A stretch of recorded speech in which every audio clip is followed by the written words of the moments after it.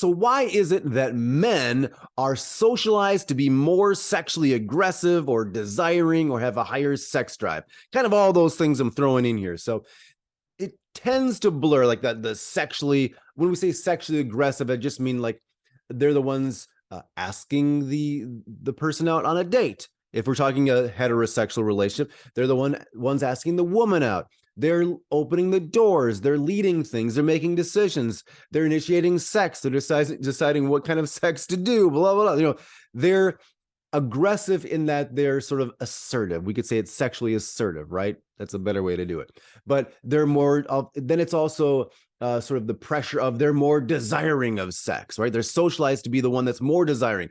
They're socialized to be the one that has the higher sex drive. Well, that's not always the case. And if it isn't the case, then you can see how that might be sort of problematic if it isn't the case for you or for your relationship. So when we're thinking about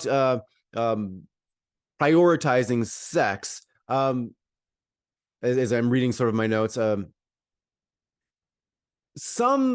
usually there's one member of the relationship that views sex as equaling feeling loved, right? That's usually the case, and one views sex as more likely views sex as a loving thing, possibly, but more so, it's a stress reliever. It feels good, and they kind of look at it as sort of more of a logical. So, two different ways of being, right? We tend to think of men as, again, as the initiators, as the taking charge. They tend to be the ones where they could have sex many times. There's never too much sex. They could ejaculate multiple times in a day. They have a shorter refractory period. They feel their emotions in their body, right? They're connected to their body. That's what a man is, right? So what if the male in the relationship, the man in the relationship, doesn't feel this way? What happens? There may be feelings of shame, inferiority. It may be emasculating. And they may now desire sex even less because of not feeling they're living up to this person they're supposed to be.